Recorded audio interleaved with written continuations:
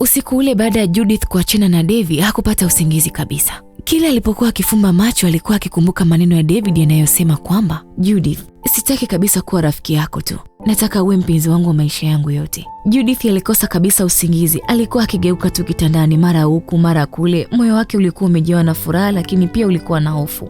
Alikuwa akijiuliza ya kwamba, je, mtu kama David anaweza kunipenda mimi kweli? Au ni ndoto ambayo naiota na haina ukweli wowote? Judith aliishia kujiuliza na hatimaye ilifika asubuhi. Asubuhi yake David aliamka mapema, alichukua simu na kumtumia ujumbe mpenzi wake Judith. Habari mrembo wangu, najua jana ulikuwa umechoka na ulikuwa na mawazo sana, lakini nataka ujue kwamba nakupenda na wala sitakuja kuzichezea hisia zako.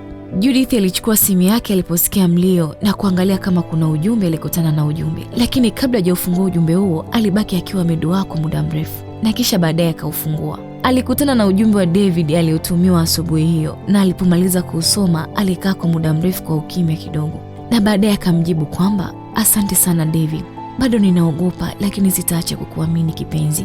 David alipoona ujumbe wa Judith katika simu yake alitabasamu na akasema, sawa, hakuna shida katika hilo malkia wangu. Siku nyingine ilifuata. David alimfuata Judith katika sehemu yake ya kazi. Hakwenda na maua wala hakwenda na zawadi yoyote ya gharama. Alimpelekea kikombe tu cha kahawa na alimwambia ya kwamba, nimeona hujapata muda wa kupumzika kipenzi, kwa hiyo nikaona bora nikuletee kikombe cha kahawa kidogo. Judith alicheka kidogo. Asante mpenzi wangu, najua unanithamini na kunijali na kupenda sana. Lakini katika akili yake alikuwa akiwaza kwamba ni kwa mara yangu ya kwanza katika maisha yangu kupata mtu ambaye ananijali, ananipenda na kunithamini pia. Walikaa pamoja kwa muda mrefu wakizungumza kuhusu maisha yao ya baadaye, lakini katika simulizi zao walijikuta wakishia kusimuliana maisha yao ya zamani.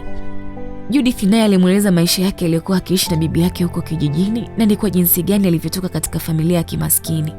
Lakini David hakumkatiza hata mara moja. Aliishia kumsikiliza kutoka mwanzo wa hadithi mpaka pale Judith alipomaliza kuhadithia hadithi yake. Baada ya kumaliza kusimulia hadithi yake, David alimwambia kwamba, usione aibu na maisha yako ya nyuma mamangu, kwani amekufanya uwe mwanamke mwenye nguvu na mwenye utafutaji wa haraka kabisa. Maneno hayo yalimgusa sana Judy hadi macho yalianza kuloa kwa machozi. Lakini mbali kidogo kulikuwa na mwanamke mmoja aliyekuwa kando kando ya barabara akiwaangalia. Aliitwa Vanessa. Vanessa alikuwa akimfahamu David kwa muda mrefu na alikuwa akitamani siku moja kuwa naye katika mahusiano.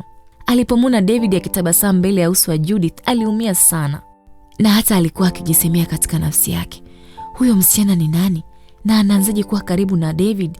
Ikiwa mimi tu nimeshindwa kuwa karibu na David, yeye ni nani? Hapo ndipo wivu ulianza kumtawala katika akili yake na katika moyo wake pia.